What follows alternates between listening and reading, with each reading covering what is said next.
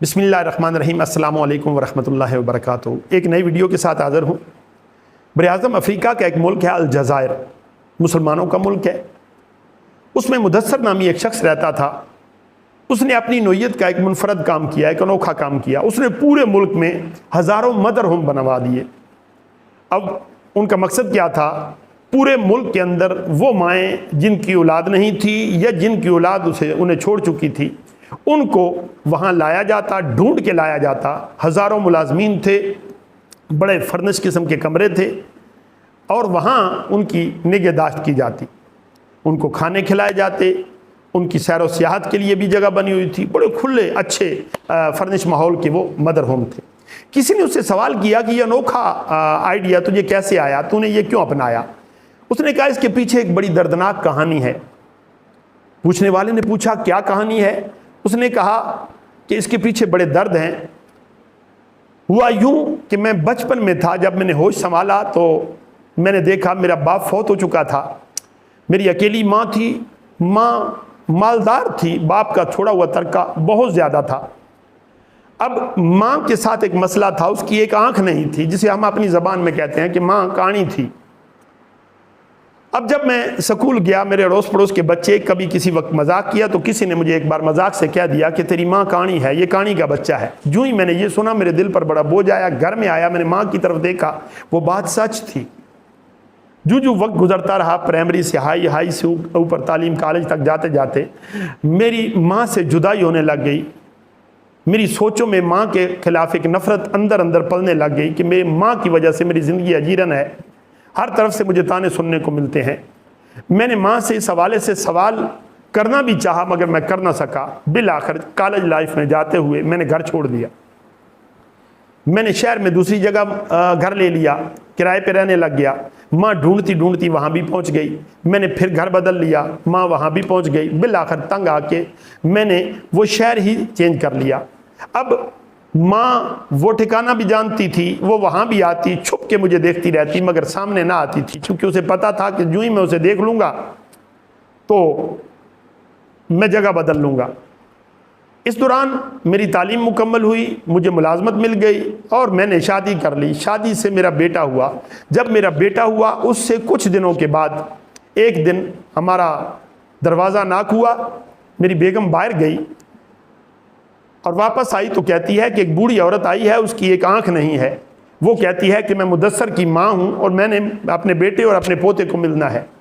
उसके दिल में अचानक एक खौफ आया कि मेरी बेगम को नहीं पता था, इसको मैंने कहा था कि मेरी माँ मर चुकी है। अब अगर इसे पता चल गया कि मेरी माँ है और काणी है तो ये भी मुझे ताने देगी। बस ये ख्याल का आना था, इस ख्याल का आना था। मैंने झट से कह दिया वो झूठ बोलती है, वो मेरी माँ नहीं है, उसको भगा दो।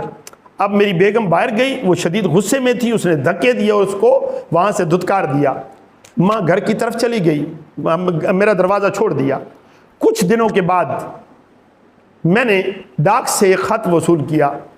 वो ख़त मेरी माँ की तरफ से था। उसकी तहरीर ने मुझे रुला दिया। उसमें लिखा हुआ था कि बेटे, मैं करीबुल मर्ग हो गई हूँ, तेरी जुदाई ने मेरा जिगर ज़ख्मी कर दिया है। मैं अंदर से बीमार हूँ और किसी भी वक्त मर सकती हूँ। मैंने कहा कि एक अमानत तुझ तक पहुँचा दूँ जो आज तक मैंने संभाल के रखी थी। वो ये कि मेरे बेटे, जब तू छोटा बचपन में था, पगूड़े में था, तो एक दिन झूला लेते लेते अचानक तू गिरा, उल्टे मुँह गिरा। नीचे एक पत्थर पड़ा हुआ था, वो तेरी आँख में लगा। तेरी आँख का नूर जाता रहा। मैं डॉक्टरों के पास ले गई। डॉक्टरों ने कहा कि ये नूर वापस नहीं आ सकता। इसकी एक ही सूरत है कि कोई शख्स इसे अपनी आंख दे दे। पूरी दुनिया में कौन देता? मैंने कहा मेरी आंख हाजिर है। तो मैंने अपनी आंख दे दी। मैं मेरे बेटे, ये जो मैं काणी हूँ इसकी वजह मैं नहीं, तू है। ये जो तेरी सजती हुई आंख है जिनसे तू दुनिया को देखता है, ये मेरी आंख है। मैंने कहा कि मैं इस राज से पर्दा उठा दूँ कि मरने से पहले आपको हकीकत तक रसाई हो जाए और तेरे दिल में मेरे बारे में जो नफरत है वो ख़त्म हो जाए।